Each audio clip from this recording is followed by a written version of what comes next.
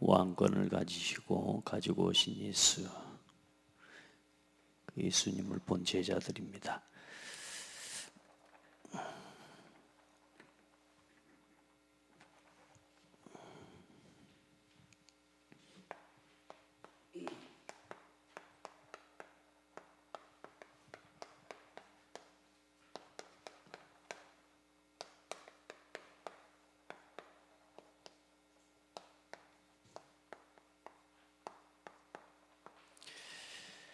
아, 16장 그 전에 보면 그런 말씀을 지난주에 봤죠.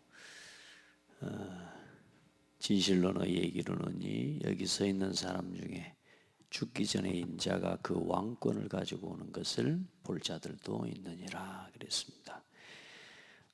오늘 베드로와 야고보, 요한이 실제로 그 변형되신 그리스도를 목격하고 또 보는 증인들이 됐죠.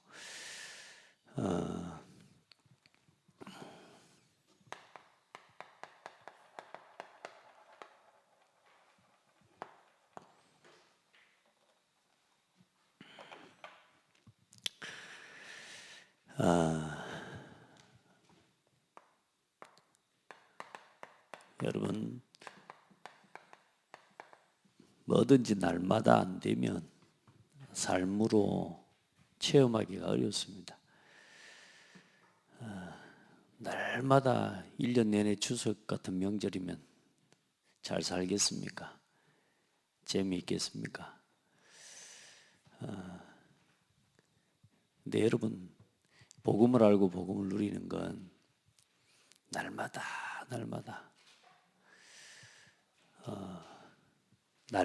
예수를 알아가야 됩니다.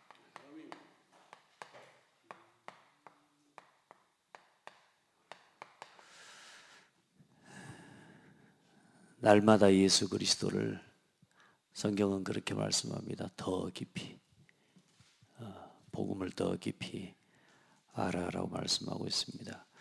특별히 베드로후서 2장 5절로 9절, 베드로후서는 베드로가 기록한 거죠. 특별히 마태복음에 좀 중요한 복음의 역사와 그 흐름을 이어가는 부분에 있어서 베드로의 역할이 적지가 않죠. 예수님의 수제자로서의 사역도 그렇고요. 그러므로 너희가 더욱 힘써 너희 믿음의 덕의 지식의 절제의 인내를, 인내의 경건의 형제 우애의 사랑을 더하라. 이런 것이 너희에게 있어 흡족한즉 너희로 우리 주 예수 그리스도를 알기에 게으르지 않고 열매 없는 자가 되지 않게 하려니와 이런 것이 없는 자는 맹인이라 멀리 보지 못하고 그의 옛 죄가 깨끗하게 된 것을 잊었느니라. 예수를요 어떻게 알아가요? 날마다 예수를 알아가라고요. 우리가 예수가 그리스도라는 사실을 지식으로 듣고 알고 있습니다. 그런데 대부분의 신앙인들, 대부분의 기독교인들이 이 예수가 그리스도라는 신앙의 고백은 가지고 있는데 중요한 건 삶이었단 말이에요. 예수가 그리스도라는 언약은 알고 있는데 그 언약을 누리는 삶의 체험이 없으니까 늘 신앙생활이 딱 거기에 머물러 있는 겁니다. 그러고 살면 좋은데 중요한 건 날마다 예수에 대한 체험과 그 예수 그리스도에 대한 복음의 능력을 실제로 삶에 누림이 없을 때 반드시 뭐가 오냐면요, 베드로서 3장 17절로 18절에 보면 그러므로 사랑하는 자들아 너희가 이것을 미리 알았은즉 무법한 자들의 미혹에 이끌려 너희가 굳센 데서 떨어질까 삼가라.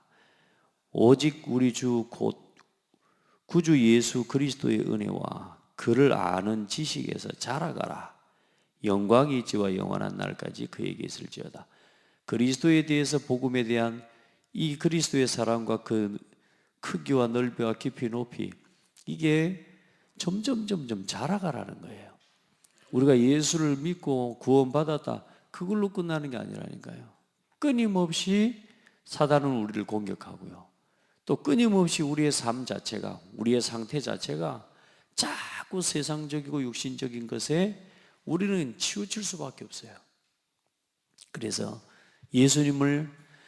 예수가 그리스도라는 신앙의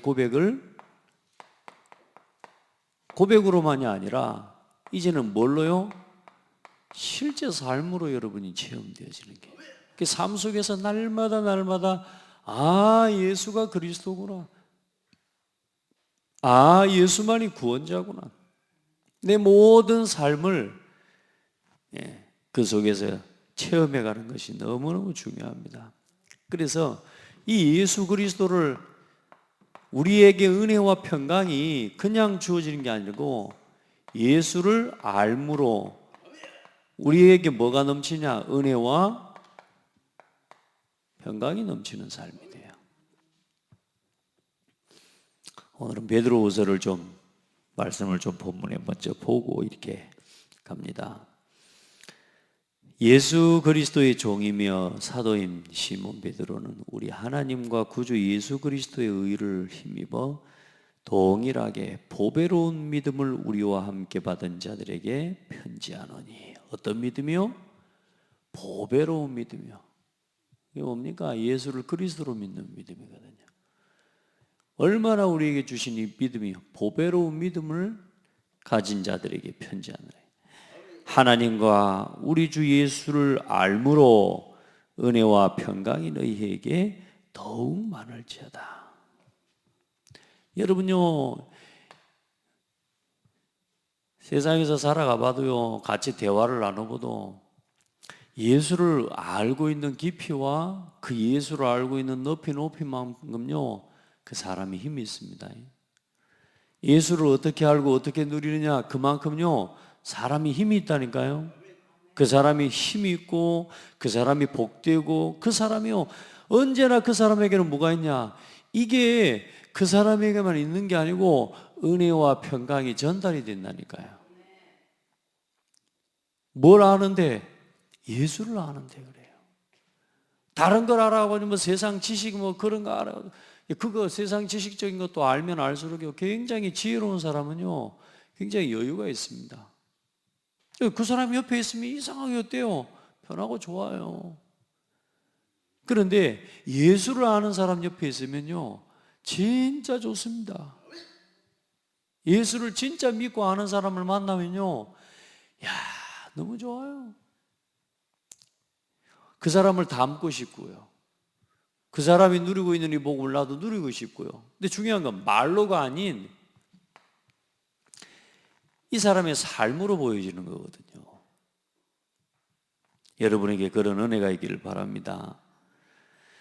그리고 이 예수를 통해서 그 예수 그리스도 안에서 우리에게 뭘 주셨느냐? 이 예수를 통해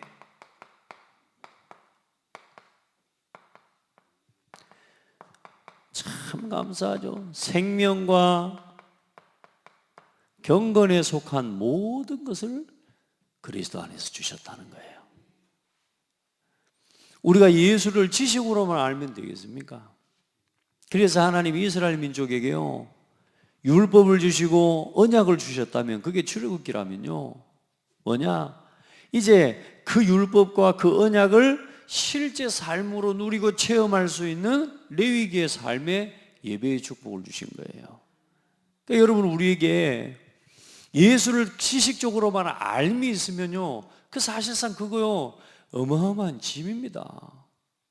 못 누리고 삶으로 체험하지 못하는 이 복음, 예수를 알면서 예수를 지식적으로만 알면요 그 굉장히 어려워요. 예수님이 말씀하신 게 뭡니까? 전부 우리는 도무지 지킬 수도 없는 말씀들을 하셨거든, 어쩌면. 근데 그 예수를 내 삶 속에서 실제 생명이 되어지고 실제 삶의 경건의 능력, 경건의 모양이 아니라 유대인처럼 서기관 바리새인들과 같이 경건의 모양만 가지고 있는 게 아니라 우리가 뭘 가져요? 경건의 능력을 가진 삶의 응답을 우리에게 허락하시는 거란 말이에요. 그러니까 여러분이 여러분의 삶으로 이 그리스도를 알면 알수록 그 속에서 주신 복음의 말씀들을 지키고 누리면 살아갈수록 우리의 삶 속에요 생명에 이르는 생명과 경건에 하나님 모든 그 속에 감춰져 있는 축복을 다 우리에게 주시는 거예요. 그게 뭡니까? 하나님이 실제로 지금 우리와 함께 하신다고 하는 이 사실만큼 이게 우리 자신을 힘있게 하는 게 없단 말이에요. 여러분, 뭐가 힘이 됩니까? 다른 거 힘으로 여기고, 다른 것 함께 하면서, 다른 것 누리면서, 그 세상 것 누리면서, 세상 것 함께 하면서, 어때요? 그것 때문에 잠시 오는 평안 쫓아가다가 무너진 사람은 얼마나 많아요. 하나님과 함께 하는 거, 이게 우리 인생의 최고의 답이고 최고의 힘이거든요. 이게 생명이에요. 이게 우리의 삶의 예배를 하나님 원하신다니까요. 그게 경건을 누리는 삶의 모습이에요. 예배를 하나님 앞에서 사는 거예요. 우리는. 그러니까 우리가 경건하다는 이 무슨 말은 하나님을 두려워하고 이 떨림으로 하나님 앞에 나아가는, 하나님을 경외하다. 여러분요, 우리의 삶에요, 하나님을 두려워하고 하나님을 경외하는 삶이 있으면요, 굉장히 그 사람이 힘이 있다니까요. 세상 사람들 윤리적으로 도덕적으로만 조금 흠이 없어도요, 여러분요, 얼마나 힘 있는 사람이 되는 줄 압니까? 청문회 해보세요. 뭐 판단하고 사람들 찍는 게 뭡니까? 전부 정죄하는, 판단하는 이유가 뭐예요? 도덕적이고 윤리적인 부분이 약한 거거든. 일단은 많이 배우고 좋게 배우고 간에 이 사람이 도덕적인 흠이 있으면 일단은 나쁜 사람도 그 사람 싫어한다니까. 그런데요, 도덕적인 이 윤리적인 결함이 좀 부족한 없고 거기에 대해서 깨끗한 사람요, 굉장히 힘있게 여긴다니까, 세상은요. 우리는 근데 그런 정도의 경건을 말하는 게 아니란 말이에요. 우리는 이건 하나님 앞에서 살아가는 거예요. 사람 앞에서 살아가는 게 이야기가 아니에요. 그런 어마어마한 하나님 앞에서 살아가는 삶의 이 모습과 이 증거들을 가지고요, 우리가 사람과 세상을 이끌어갈 수 있는 힘을 얻게 되는 거예요. 생명과 경건에 속한 모든 것을 예수를 통해 주셨다, 그 말이에요. 이걸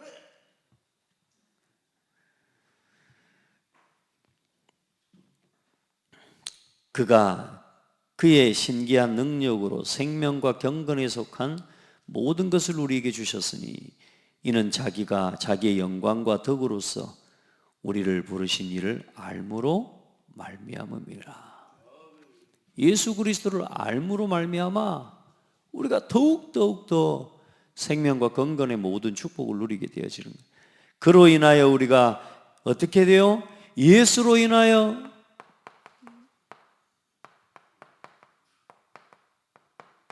뭘 얻게 되느냐? 신의 성품에 참여한 자가 되어.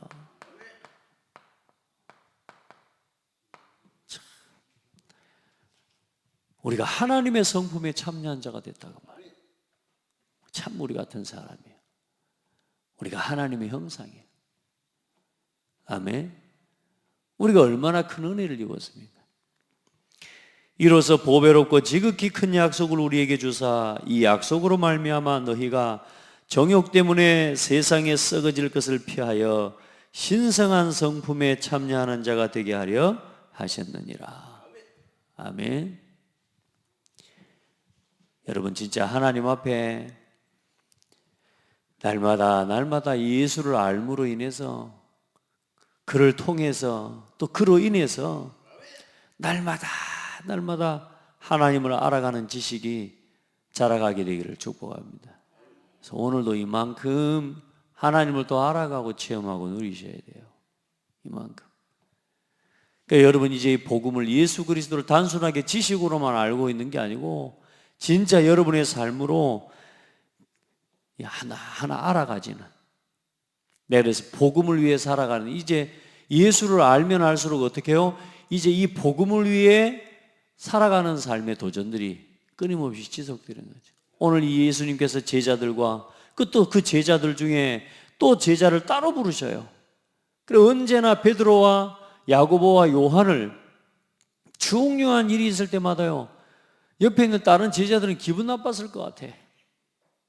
그 하나님이요, 예수님이요, 그 제자들을 언제나 뭐요? 따로 부르십니다. 따로 부르셔서 오늘 여기 보여준 이 광경과 이 사실을요, 아무에게도 이러지 말라 라고 할 만큼요, 중요한 사실들을 항상 있을 때마다 예수님 제자들을 따로 부르시거든요. 이 제자들에게 실제로 예수에 대한, 그분이 메시아요, 그분이 그리스도라는 사실, 이 사실을요, 이 사람들이 실제적인 영적인 부분을 누구보다 먼저 앞서서 이 사람들이 체험하도록 하나님께서 만드십니다.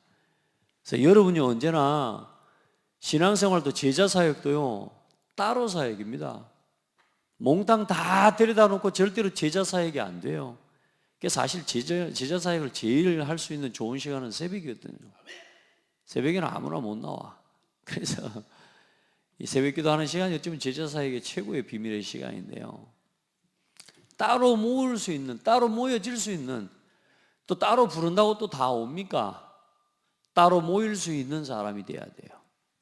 그래서 여러분요, 그 따로의 시간들의 응답을 누리고 그 속에서 제자로서의 사역들을, 또 그 응답들을요 받아가고 누리는 은혜가 있기를 축복합니다. 이는 내 사랑하는 아들이요. 오늘 보니까 그런 말씀이 나왔죠. 예수님에 대해서 이는 내 사랑하는 아들이요, 내 기뻐하는 자니라.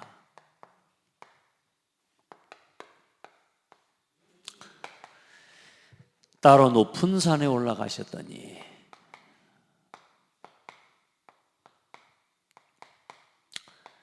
예수님 항상 중요한 일이 있을 때 산으로 산에서 깊은 기도의 시간들을 항상 가졌고요.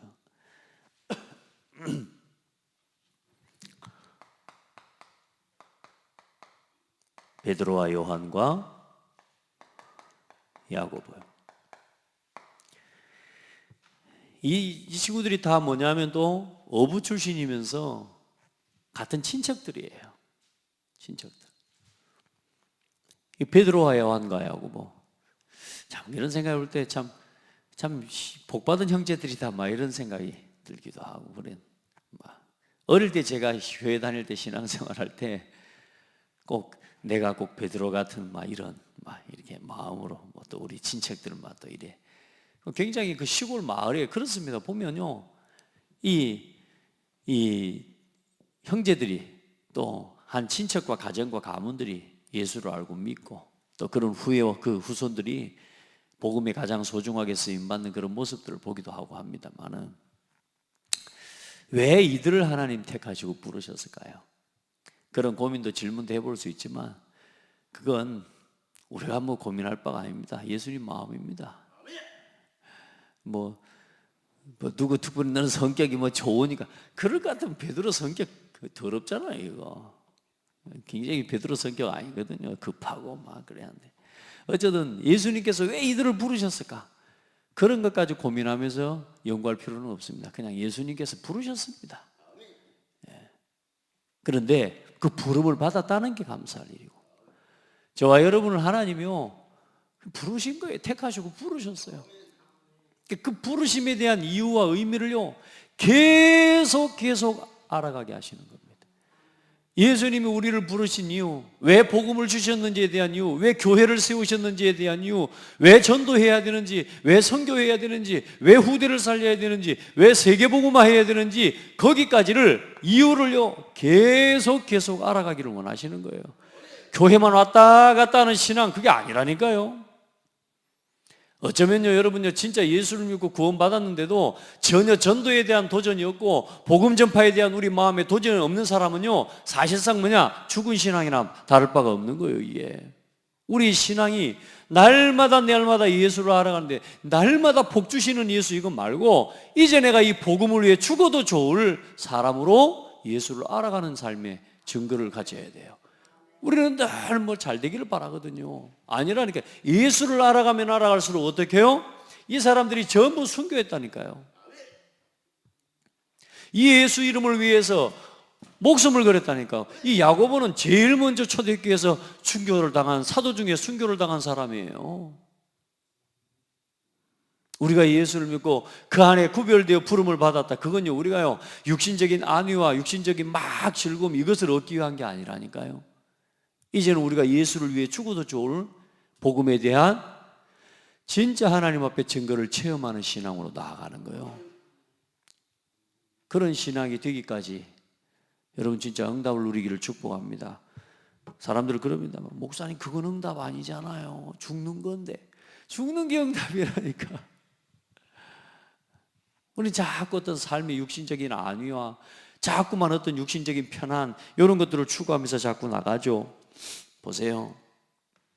이 제자들만요 보면요, 그 마가복음에 봐도 그렇고 5장 37절에 또 마가복음 13장에, 마가복음 5장에는 뭐 어디입니까? 회당장 야이로의 딸이 이제 죽었을 때 가서 이 아이를 살릴 때 다른 제자들을 들어오기를 허락지 않으십니다. 베드로와 야고보와 요한을 따로 그냥 가신 게 아니고 다른 제자들은 오기를 허락지 아니하신지를 하면서 데리고 왔다니까요.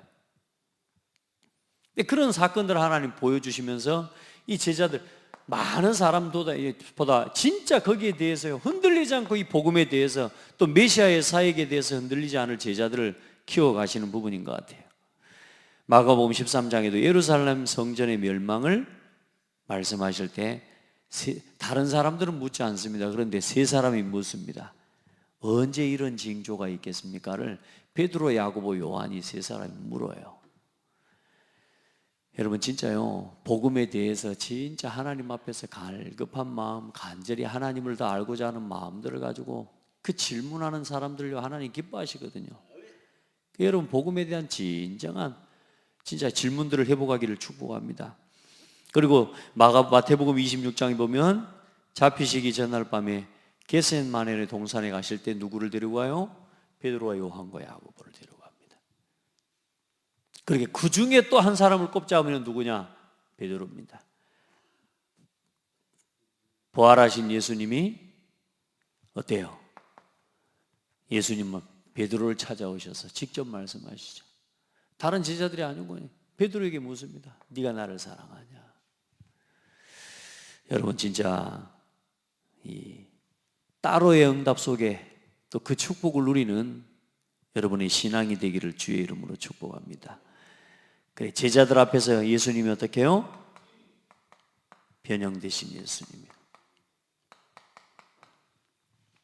계속 변형되신 모습으로 계신 게 아니라 잠시 그 모습을 하나님이 나타내십니다. 그래서 오늘 말씀에 그들 앞에서 변형되사 그 얼굴이 해같이 빛나며 옷이 빛과 같이 희어졌더라. 그러면서 어떻게 해요? 다시 말해요.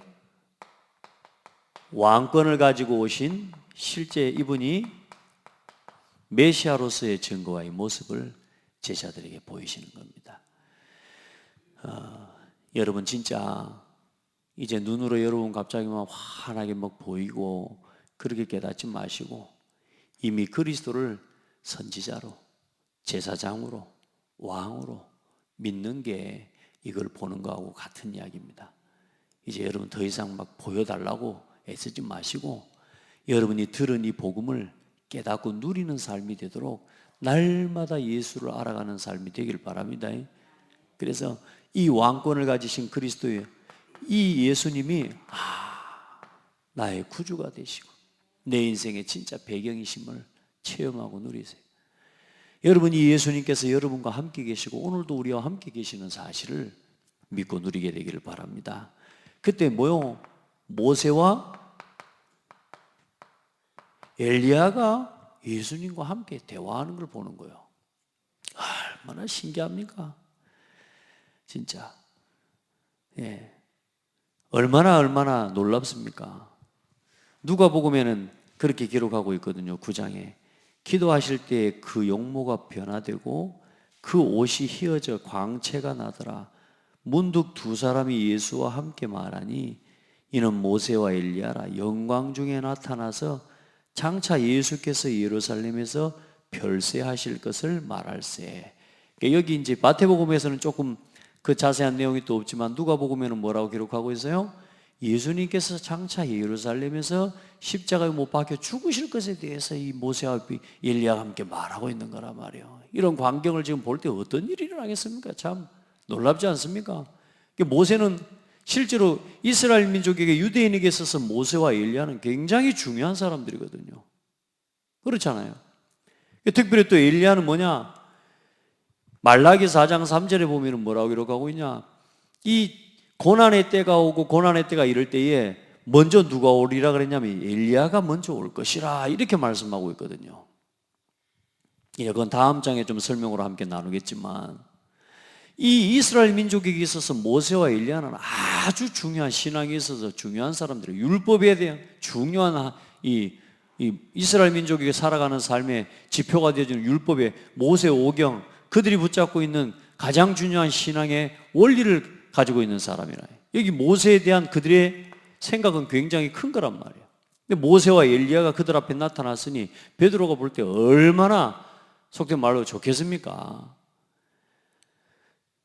이제 성경에서 이제 해석하기 나름이기도 합니다만, 이 모세는 죽은 자 가운데서 부활하는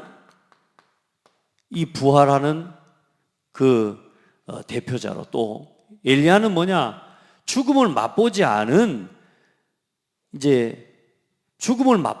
들림을 받은 사람. 다시 말해 살아있는 자들의, 나중에 이제 예수님께서 오실 때에 부활의 대표자로서의 어떤 말하자면 해석도 가능하고 그렇게 합니다. 근데 이제 굳이 우리가 모르는 것에 대해서 신학적으로 막 굳이 깊게 파헤치고 갈 필요는 없지만, 그런 의미에서 볼 때 이 모세와 엘리야 굉장히 신앙 안에서 중요한 사람들인 거죠. 자, 그런 모습을 이 베드로가 봤습니다. 그 모습을 보고 베드로가 하는 고백입니다. 이 베드로의 그때 요청이 나오죠. 뭐라고 이야기합니까? 그때의 모세와 엘리야가 예수와 더불어 말하는 것이 그들에게 보이거늘 베드로가 예수께 여쭈어 이르되 주여 우리가 여기 있는 것이 좋사오니 만일 주께서 원하시면 내가 여기서 초막 셋을 짓되 하나는 주님을 위하여, 하나는 모세를 위하여, 하나는 엘리야를 위하여 하리이다. 어디 있는 게 좋아요? 왜요? 참 이렇게 모세, 엘리야, 우리 신앙에 우리의 삶이 너무너무 좋은 쉽게 말하자면 내가 지금까지 그렇게 좋아했던 사람들이 한꺼번에 다 모였네. 여기가 좋사오니 얼마나 좋은지요. 이 영광을 보고 이 영광스러운 모습과 이 삶이 그냥 여기서 평생 그냥 갔으면 좋겠는 거라. 그래, 그때 그 시대에 이제 문화의 풍습상 그런 상황이 있었다는 거죠. 아랍인들은 존귀한 자가 왔을 때 존경과 예의를 표하기 위해서 장막을 치기도 했다. 이제 이런 이야기를 문화적으로 이해를 하고 그렇게 있습니다. 만약 이런 관점에서 모세가 초막을 치기를 이렇게 예수님 앞에 제의했다면은 지금 여기 이 놀라운 영광과 영적인 이런 이 계시를 오래도록 지속하고 싶은 심정도 있고요. 또 그 내면에 뭐가 있냐면 예루살렘으로 이제 가서 그 전날 엿새 전에 뭐라고 이야기했어요? 가서 예수님이 십자가에 못 박혀 죽으실 것에 대해서 예수님 말할 때 베드로가 뭐라고 해요? 절대 그렇게 하면 안 됩니다. 근데 또 그 안에 있는 베드로 안에 있는 저변에 동기가 있는 거라. 예루살렘에 가는 시간이 좀 늦어졌으면, 쉽게 말하면 예루살렘에 가는 것 자체도 그냥 취소돼 버렸으면 좋겠는 거라. 그 속에 마음속에 그런 생각을 가지고 우리도 모르게 은연중 말하게 되잖아요. 그 증거를 이야기해 보면 누가복음에 쭉 보면은 실제로 베드로가 이 말을 쉽게 말하면 하나님 앞에, 예수님 앞에 하는 거란 말이에요. 우리가 여기 있는 게 좋습니다. 이 말을 하는데 누가복음에 기록하고 있는 뭐라, 자기가 뭔 말을 하는지도 모르고 그 말을 하고 있는 거예요.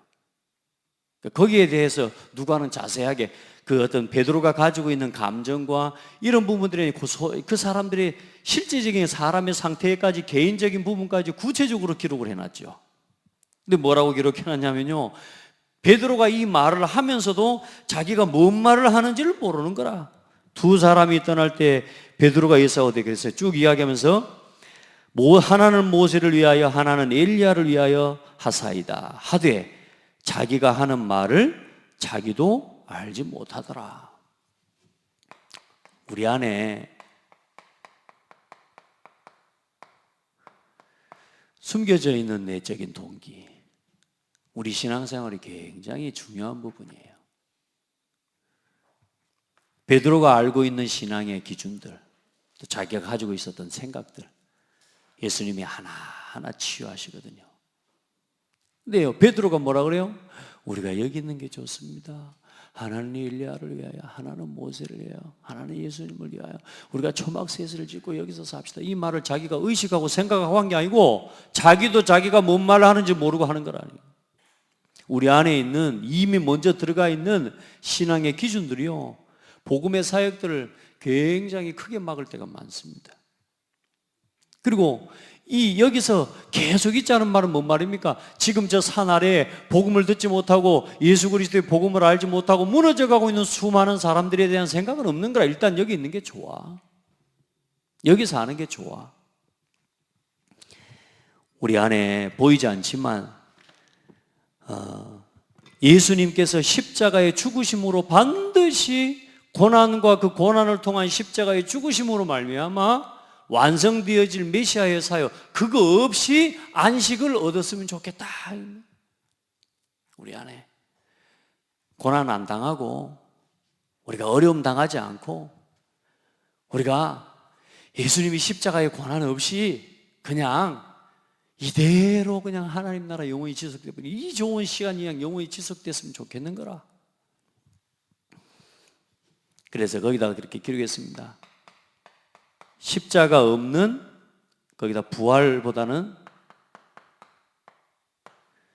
십자가 없는 승리, 고난 없는, 우리도 모르게 영광을 우리 속으로요, 신앙생활 이렇게 하기를 원하는 거라. 핍박 안 받고 고난 당하지 않고 십자가 지지 않고 나를 죽이는 나 자신의 포기 없이 그냥 승리하고 영광 받고 그렇게 살았으면 좋겠는 거라.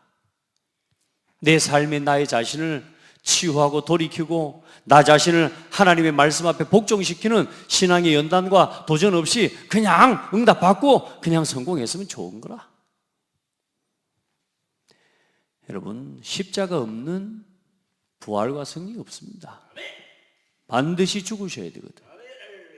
우리의 삶, 고난 없이 핍박당하지 않고 우리가 영광 받기를. 왜?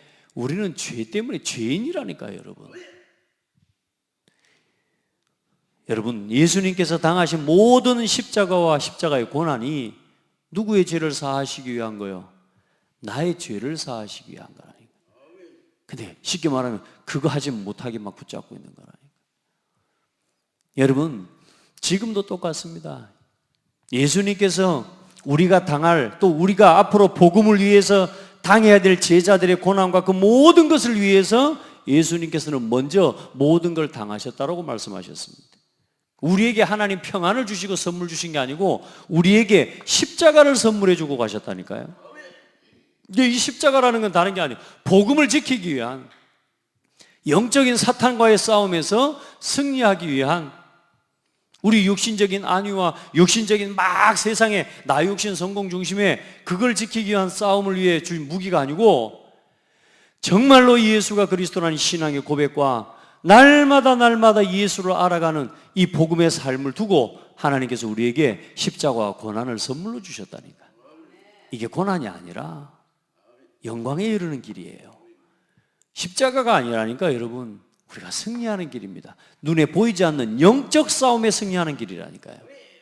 여러분에게 이 은혜가 있기를 주의 이름으로 축복합니다. 또 우리 안에 보이지 않는 내적인 동기가 그래요. 그러면서 뭐냐? 이 복음 전파의 당연성, 필연성, 절대성을 깨닫지 못한 자의 신앙의 현주소.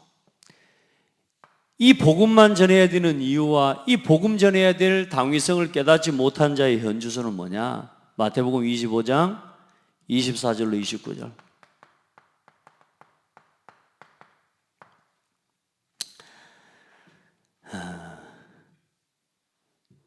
늘 어때요? 내가 여기 있는 게 좋습니다. 늘 뭐요? 우리의 생각, 우리의 모든 마음들이 복음 안에서 내가 늘 여기 있는 게 좋습니다. 그 자리에서 벗어나지를 못합니다. 마태복음 25장 한번 말씀 같이 봐보시죠. 마태복음 25장 24절로 29절 말씀. 달란트 비유가 나옵니다. 그게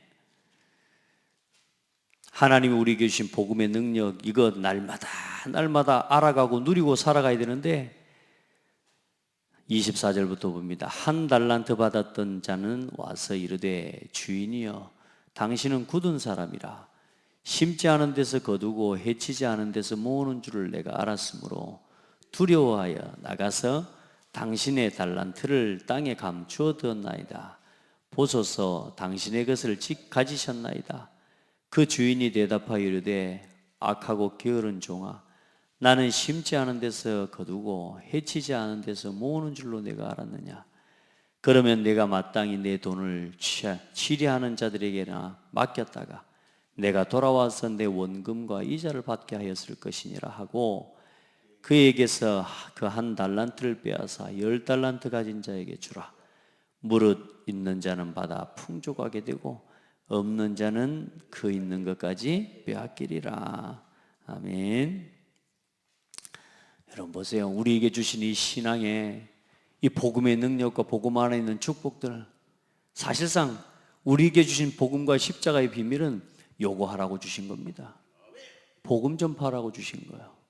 근데요, 우리가 예수 믿고 그냥 복음 전파하는 이런 수고와 이 복음을 위한 수고와 열심과 이 복음을 지키기 위한 사랑, 이거 전혀 없이 그냥 예수 믿으면 복 받기를 바라는 거라. 그냥 뭐 수고하고 땀 흘리고 열매 그런 거 없이 그냥 예수 믿으면 무조건 복 받는 거. 내게 주신 은혜와 하나님의 달란트와 이 복음 안에서 구원받은 자의 축복과 권세를 마음껏 사용하고 누려서 또 다른 제자를 남기고 또 다른 제자를 남기는 이 사역들을 이 해나가기를 싫어해요. 우리 체질이 그래요.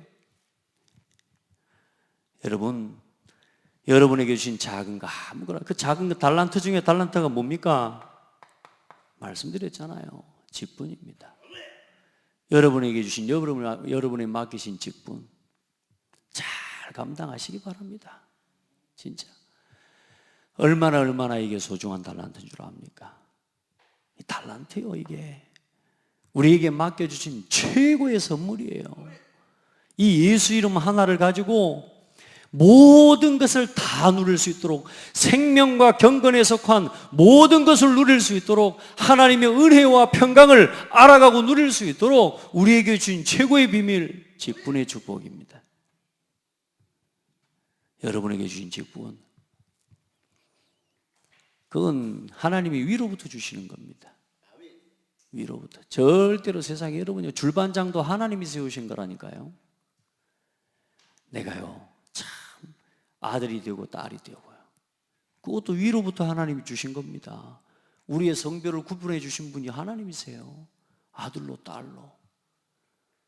그렇죠. 또 심지어는 우리가 부모가 됐어요. 아버지가 되고 어머니가 되고요. 그렇죠.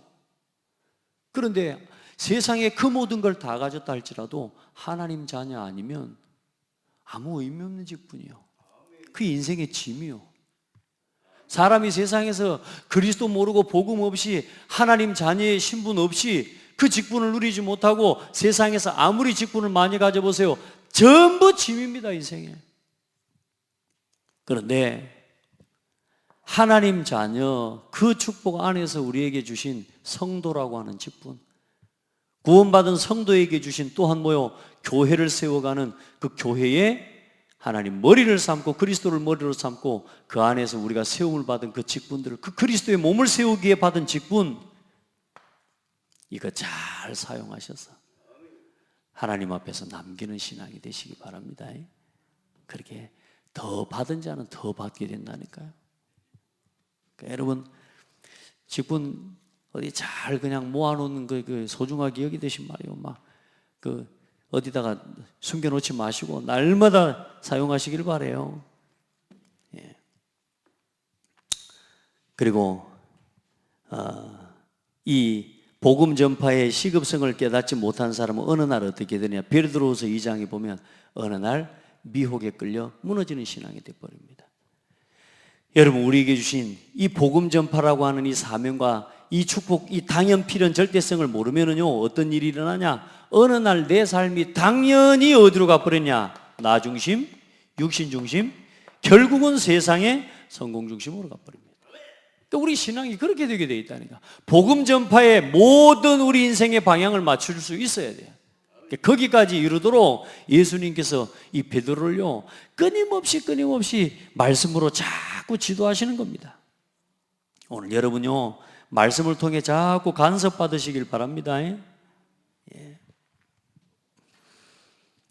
그 일을 이루시기 위해서 예수님께서는 십자가에 죽으셔야 되고 당연히 고난 당하셔서 부활하심으로 우리에게 그리스도의 영광을 친히 나타내실 수 있어야 되거든요.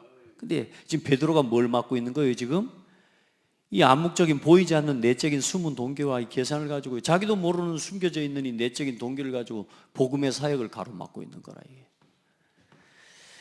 자, 사실을 들은 자,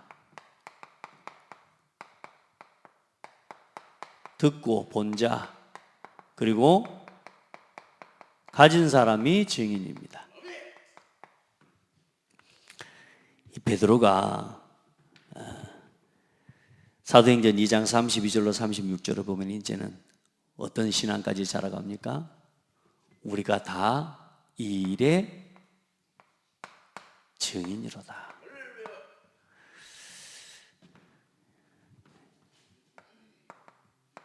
이 예수를 이제는 베드로가 어떻게 고백해요?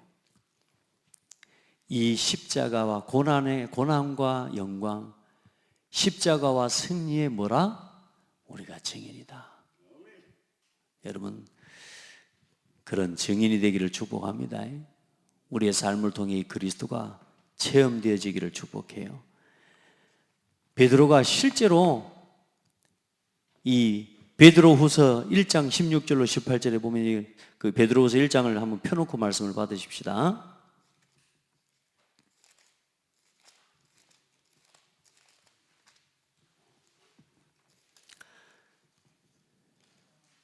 베드로가 이 사건에 대해서 구체적으로 이야기를 합니다.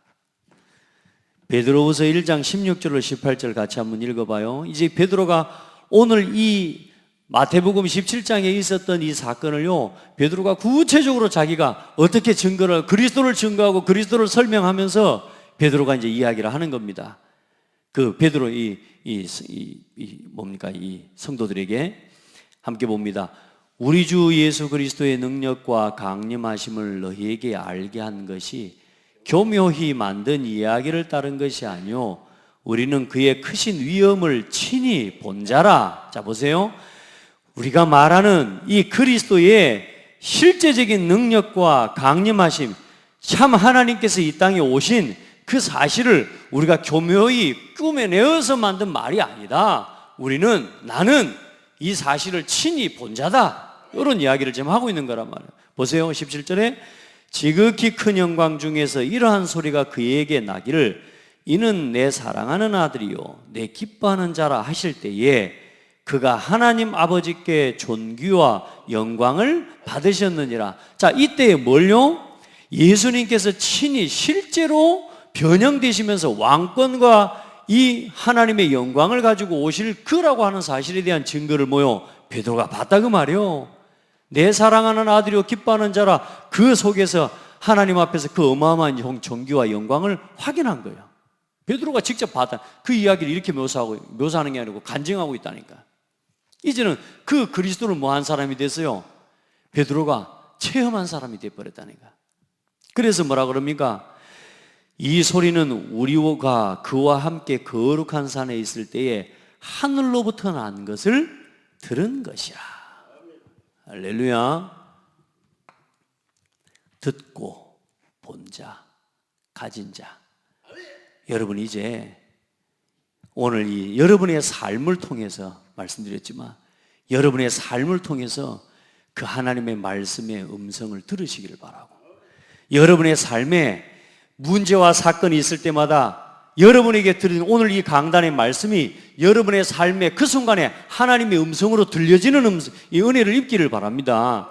삶 속에서 실제로 이 말씀이 살아 역사하는 말씀인 것을 이제 내 삶에서 체험하는 신앙이 되어야 되는 거예요. 그게 안 되면 그냥 교회만 왔다 갔다 하는 이것 가지고 의미 없다. 복음 전파에 관심과 사명이 없는 사람에게는 이 말씀이 들려지지가 않아요.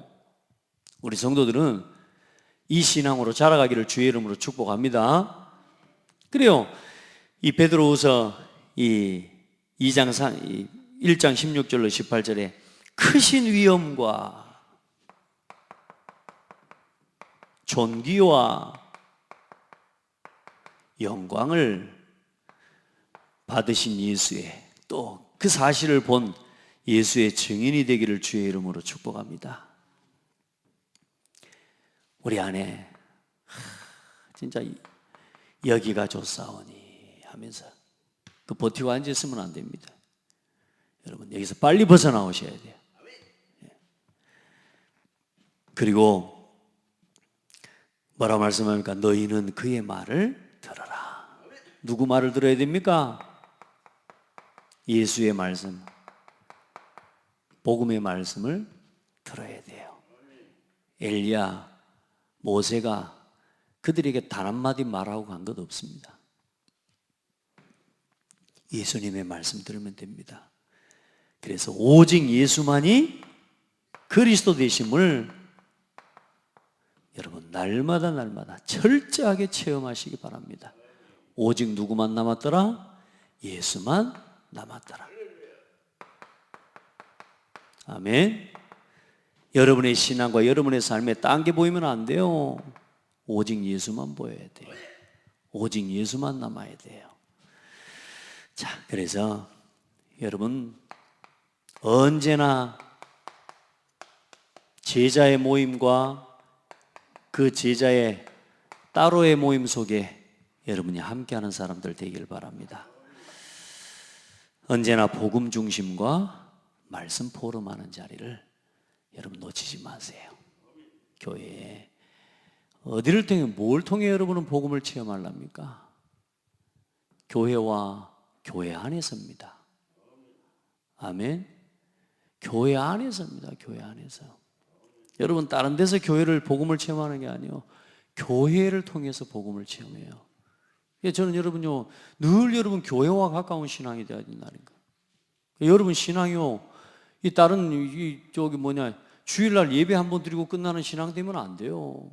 교회 중심이라고 하는 일주일 내내 여러분의 삶이 교회와 소통되고 주의 종과 소통이 되고 성도들과 하나 되고 소통되어지는 신앙이 돼야 돼요. 사실상 그게 아니라 지금 요즘 기독교인들 지금 거의 딱 주일날 예배 한번 드리고 끝나는 신앙이라니까요. 더 이상 성도들하고 왕래가 있거나 그런 것도 없습니다. 그냥 자기 신앙 자기가 하고 살아갑니다. 그래 결국은 어떻게 됩니까? 무리에서 이탈되면 결국에는 무너지는 거거든요. 여러분요 진짜 우리 창대교회 성도들은 일주일 내내 매일매일 주의 교회와 몸된 교회와 성도들과 함께 날마다 영적으로 소통되어지는 삶이 돼야 돼요. 아멘. 요즘 그거 하라고 얼마나 SNS도 발달되어 있잖아요. 날마다 소통하라고. 근데요 SNS에서 소통을 안 해. 올려놓으면 아멘이라도 댓글 하나만 달아놔도요 그게 소통되는 건데요 아멘이라는 댓글 하나를 하나도 안 단다니까요. 왜냐? 댓글을 못 다는 게 아니라 마음이 없는 거예요. 그 마음이 그렇게 돼버린 거예요. 여러분 성도들요 교회와 성도들과 함께요 언제나 서로 소통하시란 말이에요. 소통해. 그렇게 해서 교회와 함께 그 교회를 세워가면서 현장에서 이제 복음운동을 우리끼리 모여서 하자는 게 아니잖아요. 복음을 계속 복음 전하는 사역들을 우리가 함께 해나가야 되는 거예요. 그래서 언제나 교회 중심과 하는 사람? 응답을 포럼하는 자리에 함께하는 사람이 돼요. 그리고 언제나 전도 중심으로 생명 포럼하는 사람들, 그 자리에 함께하는 사람들이 되기를 축복하고 언제나 후대 중심과 미래 포럼. 오늘 예수님이 제자들을 이 중요한 제자들을 따로 부르셔서 합니까? 복음 포럼 하시잖아요. 기도하고 기도응답 포럼 하시잖아요. 그리고 전도 포럼 하시잖아요. 안 그래요?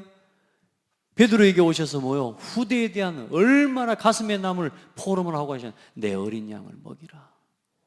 할렐루야. 여러분요 주님과 이 소통과 이 포럼과 이 교제를 끊임없이 해나가는 성도, 그 신앙이 안 되면 어느 날 우리도 모르게 조용히 신앙이 무너지는 날이 와버린다니까. 안 그랬으면 좋겠는데 우리의 처음 신앙을요 잃어버리는 그런 이 안타까운 시간들을 겪게 되는 겁니다. 여러분 베드로후서 우리 1장 봐보세요. 1장 9절에 8절 9절 여러분 펴놓으셨을 거니까 베드로후서 1장 8절 9절 말씀 보면 이런 것이 너희에게 있어 흡족한즉 너희로 우리 주 예수 그리스도를 알기에 게으르지 않고 열매 없는 자가 되지 않게 하려니와. 우리가 자꾸만 예수를 알아가는 삶에 게으르고 그 자꾸만 어떻게 열매 없는 자가 되는데 그 정도가 아니라 이런 것이 없는 자는 맹인이라 멀리 보지 못하고 그의 옛 죄가 깨끗하게 된 것을 잊었느니라.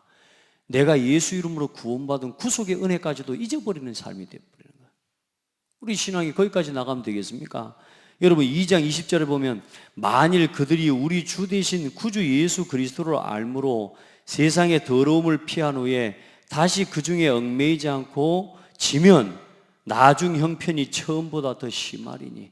우리가 예수 그리스도의 복음을 알고 믿고 구원 얻어놓고서도 이제 우리의 신앙과 우리의 삶을 우리가 그 중심으로 예수를 알아가는 삶의 방향을 맞추지 않으면 어느 날 우리가 예수 그리스도도 모르는 사람 인생이 돼버린다니까요.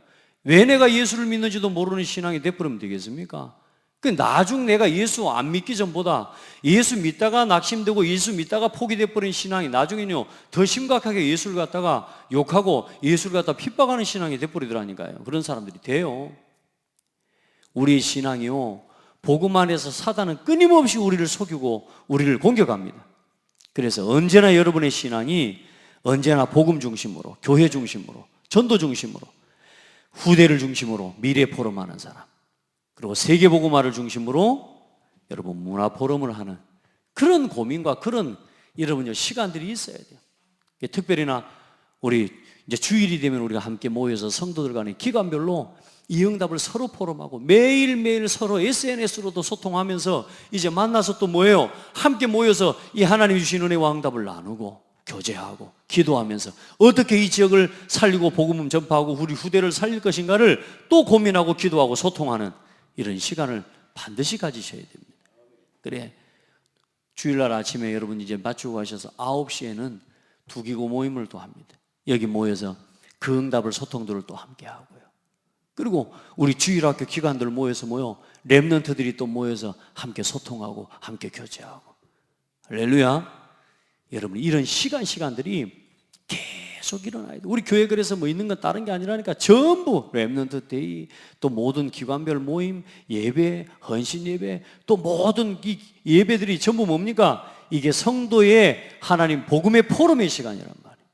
이런 시간들 이런 교제의 시간들을 듣고만 일어서서 가버리지 말고 성도와 함께 모여서 소통하고 교제하고 기도하면서 이제는 우리 신앙이 더 든든히 세워져 가도록 나 혼자만 막 신앙이가 아니고 그냥 교회만 와서 예배만 드리고 성도 교제 없어 내가 아는 사람 말고는 이야기 안 하고 그런 신앙이 되지 마라 그 말이에요. 이제는 함께 서로를 세워가고 함께 연약한 성도를 일으켜가고 서로 교제하고 서로 포럼하면서 이 성도들이 인생에 진짜 살아가야 될 삶의 방향을 놓치지 않도록 복음 포럼하시고 응답 포럼하시고 생명 포럼하시고 미래 포럼하고 문화 포럼하는 그런 복된 성도들 되기를 주의 이름으로 축복합니다. 자, 기도합시다. 하나님 감사합니다.